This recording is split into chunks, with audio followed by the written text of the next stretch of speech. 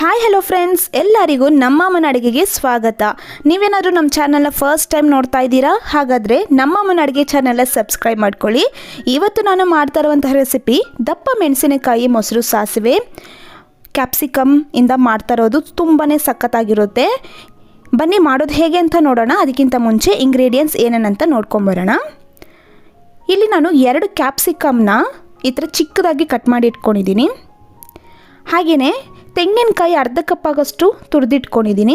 ಮೊಸರು 1 ಕಪ್, ಸಾಸಿವೆ ಅರ್ಧ ಟೀ ಸ್ಪೂನ್, ಉದ್ದಿನಬೇಳೆ 1 ಟೀ ಸ್ಪೂನ್, ಕರಿಬೇವು 1 ಟೇಬಲ್ ಸ್ಪೂನ್, 2 ಹಸಿಮೆಣಸಿನಕಾಯಿ, 2 ಒಣಮೆಣಸಿನಕಾಯಿ, ಇಂಗು 1/4 ಟೀ ಸ್ಪೂನ್ ಆಗೋಷ್ಟು ಬೇಕಾಗುತ್ತೆ.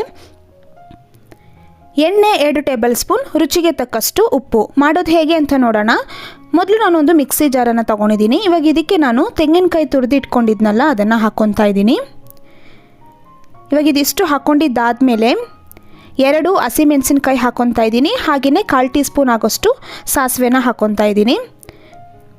ಸ್ವಲ್ಪ ನೀರನ್ನು ಹಾಕ್ಕೊಂಡು ಇದನ್ನು ಪೇಸ್ಟ್ ಮಾಡ್ಕೊಂಡು ಬರ್ತೀನಿ. ಇದು ದಪ್ಪ ಮೆಣಸಿನಕಾಯಿ ಮೊಸರು ಸಾಸಿವೆ ಅಂತ ಹೆಸರು ಇರೋದು. ನಾವು ಇಲ್ಲಿ ಈ ಪೇಸ್ಟ್ಗೆ ಸಾಸಿವೆನ ಹಾಕ್ತಾ ಇದ್ದೀರಿ. ಮೇಯ್ನಾಗಿ ಇದನ್ನ ಹಾಕಲೇಬೇಕಾಗುತ್ತೆ. ಇವಾಗ ನೋಡಿದ್ರಲ್ಲ, ಈ ಥರ ಪೇಸ್ಟ್ ಮಾಡ್ಕೊಂಡಿದ್ದಾಗಿದೆ. ಇವಾಗ ಮಾಡೋದು ಹೇಗೆ ಅಂತ ನೋಡೋಣ. ಸ್ಟವ್ ಹಚ್ಚಿ ನಾನೊಂದು ಪ್ಯಾನನ್ನು ಇಟ್ಕೊಂಡಿದ್ದೀನಿ. ಇವಾಗ ಇದಕ್ಕೆ ನಾನು ಎಣ್ಣೆನ ಹಾಕ್ಕೊಂಡಿದ್ದೀನಿ. ಎಣ್ಣೆಲ್ಲ ಬಿಸಿ ಆದಮೇಲೆ ಸಾಸಿವೆನ ಹಾಕ್ಕೊಂಡಿದ್ದೀನಿ.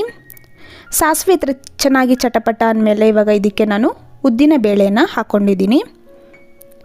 ಹಾಗೆಯೇ 2 ಒಣಮೆಣಸಿನಕಾಯಿನ ಹಾಕ್ಕೊತಾ ಇದ್ದೀನಿ. ಹಾಗೆಯೇ ಕರಿಬೇವನ್ನು ಹಾಕ್ಕೊತಾ ಇದ್ದೀನಿ. ಇಷ್ಟು ಹಾಕ್ಕೊಂಡಿದ್ದಾದಮೇಲೆ ಲೈಟಾಗಿ ಫ್ರೈ ಮಾಡ್ಕೋಬೇಕಾಗುತ್ತೆ. ನೋಡಿದ್ರಲ್ಲ, ಈ ರೀತಿ ಲೈಟಾಗಿ ಫ್ರೈ ಮಾಡ್ಕೊಳ್ಳಿ. ಒಂದು 30 ಸೆಕೆಂಡ್ಸು ಲೋ ಫ್ಲೇಮಲ್ಲಿ ಫ್ರೈ ಮಾಡಿಕೊಂಡ್ರೆ ಸಾಕು. ಇವಾಗ ಇಂಗನ್ನು ಹಾಕ್ಕೊಂಡಿದ್ದೀನಿ. ಹಿಂಗೆ ಹಾಕ್ಕೊಂಡು ಲೈಟಾಗಿ ಇದೇ ಥರನೇ ಫ್ರೈ ಮಾಡ್ಕೊಂಡಿದ್ದಾದಮೇಲೆ ನಾನು ಕ್ಯಾಪ್ಸಿಕಮ್ನ ಹಾಕ್ಕೊತಾ ಇದ್ದೀನಿ. ದಪ್ಪ ಮೆಣಸಿನಕಾಯಿ ಇದನ್ನು ನೋಡಿ, 2 ಕ್ಯಾಪ್ಸಿಕಮ್ನ ಈ ಥರ ಚಿಕ್ಕದಾಗಿ ಕಟ್ ಮಾಡಿ ಹಾಕ್ಕೊಂಡಿರೋದು. ಯಾಕಂದರೆ ಚೆನ್ನಾಗಿ ಫ್ರೈ ಆಗಬೇಕು, ಅದಕ್ಕೋಸ್ಕರನೇ ಆದಷ್ಟು ಒಂದು ಸ್ವಲ್ಪ ಚಿಕ್ಕದಾಗಿ ಕಟ್ ಮಾಡ್ಕೊಳ್ಳಿ. ಇವಾಗ ಇಲ್ಲಿ ನೀವು 2 ನಿಮಿಷ ಫ್ರೈ ಮಾಡ್ಕೋಬೇಕಾಗುತ್ತೆ. ಇವಾಗ ಒಂದು ಸ್ವಲ್ಪ ಉಪ್ಪನ್ನು ಹಾಕ್ಕೊತಾ ಇದ್ದೀನಿ. ಹಾಕ್ಕೊಂಡು ಇದೇ ರೀತಿ 2 ನಿಮಿಷ ಚೆನ್ನಾಗಿ ನಾವು ಫ್ರೈ ಮಾಡ್ಕೊತಾನೆ ಇರಬೇಕು. ಆವಾಗ ಅದರಲ್ಲಿರುವಂಥ ಹಸಿ ವಾಸನೆ ಹೋಗಿ ಕಲರು ಲೈಟಾಗಿ ಚೇಂಜ್ ಆಗುತ್ತೆ. ನೋಡಿದ್ರಲ್ಲ, ಇದೇ ರೀತಿ ನಾವು ಚೆನ್ನಾಗಿ ಫ್ರೈ ಮಾಡ್ಕೊತಾ ಇರಬೇಕು. ಇವಾಗ ನೋಡಿದ್ರಲ್ಲ, ಸ್ವಲ್ಪ ಕ್ಯಾಪ್ಸಿಕಮ್ ಕಲರ್ ಚೇಂಜ್ ಆಗಿದೆ. ಇವಾಗ ಇದೆಲ್ಲ ಕರೆಕ್ಟಾಗಿ ರೆಡಿಯಾಗಿದೆ ಅಂತ ಅರ್ಥ. ಇವಾಗ ಇದೆಲ್ಲ ಒಂದು ಸ್ವಲ್ಪ ತಣ್ಣಗಾಗಲಿ.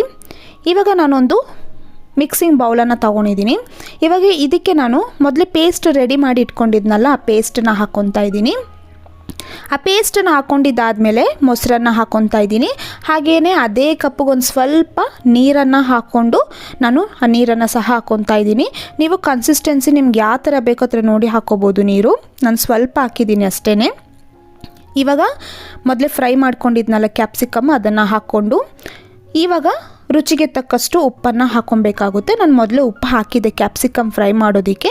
ಇವಾಗ ಒಂದು ಸ್ವಲ್ಪ ಉಪ್ಪನ್ನು ಹಾಕ್ಕೊಂಡು ಒಂದು ಸತಿ ಚೆನ್ನಾಗಿ ಮಿಕ್ಸ್ ಮಾಡ್ಕೋಬೇಕಾಗುತ್ತೆ. ಒಂದು ಸತಿ ಮಿಕ್ಸ್ ಮಾಡಿಕೊಂಡ್ರೆ ದಪ್ಪ ಮೆಣಸಿನಕಾಯಿ ಕ್ಯಾಪ್ಸಿಕಮ್ ಮೊಸರು ಸಾಸಿವೆ ರೆಡಿಯಾಗಿದೆ. ದಪ್ಪ ಮೆಣಸಿನಕಾಯಿ ಮೊಸರು ಸಾಸಿವೆ ರೆಡಿಯಾಗಿದೆ. ಮೊಸರು ರೈತ, ಕ್ಯಾಪ್ಸಿಕಮ್ ರೈತ ಅಂತಲೂ ಕರಿಬೋದು. ಸಖತ್ತಾಗಿರುತ್ತೆ. ಬಿಸಿ ಬಿಸಿ ಅನ್ನಕ್ಕೆ ನೀವು ಈ ಥರ ಒಂದು ಹಾಕ್ಕೊಂಡು ಮಾಡ್ಕೊಂಡು ತಿಂದರೆ ಸಖತ್ತಾಗಿರುತ್ತೆ ಫ್ರೆಂಡ್ಸ್. ಇವಾಗಿರುವಂತಹ ಬೇಸಿಗೆ ಕಾಲಕ್ಕೆ ನೀವು ಈ ರೀತಿ ರೆಸಿಪಿನ ಒಂದು ಸತಿ ಟ್ರೈ ಮಾಡಿ, ತುಂಬಾ ಚೆನ್ನಾಗಿರುತ್ತೆ. ಇವಾಗ ನಾನು ಸರ್ವಿಂಗ್ ಬೌಲಲ್ಲಿ ಸರ್ವ್ ಮಾಡಿದ್ದೀನಿ. ನೋಡಿದ್ರಲ್ಲ ಎಷ್ಟು ಬೇಗನೆ ಮಾಡ್ಕೋಬೋದು ಅಂತ. ರೈಸಿಗೆಲ್ಲ ತುಂಬಾ ಚೆನ್ನಾಗಿರುವಂತಹ ರೆಸಿಪಿ ಇದು. ನಿಮ್ಗೆ ಇಷ್ಟ ಆಗಿದ್ರೆ ನೀವು ಸಹ ಮನೇಲಿ ಒಂದು ಸತಿ ಟ್ರೈ ಮಾಡಿ. ಹೇಗೆ ಬಂತು ಅಂತ ಕಮೆಂಟ್ ಮೂಲಕ ತಿಳಿಸಿ. ಹಾಗೆ ನಮ್ಮ ಅಮ್ಮನ ಅಡುಗೆ ಚಾನಲ್ ಸಬ್ಸ್ಕ್ರೈಬ್ ಮಾಡ್ಕೊಳ್ಳಿ. ಈ ವಿಡಿಯೋ ನೋಡಿರುವ ಎಲ್ಲ ವೀಕ್ಷಕರಿಗೂ ಧನ್ಯವಾದಗಳು.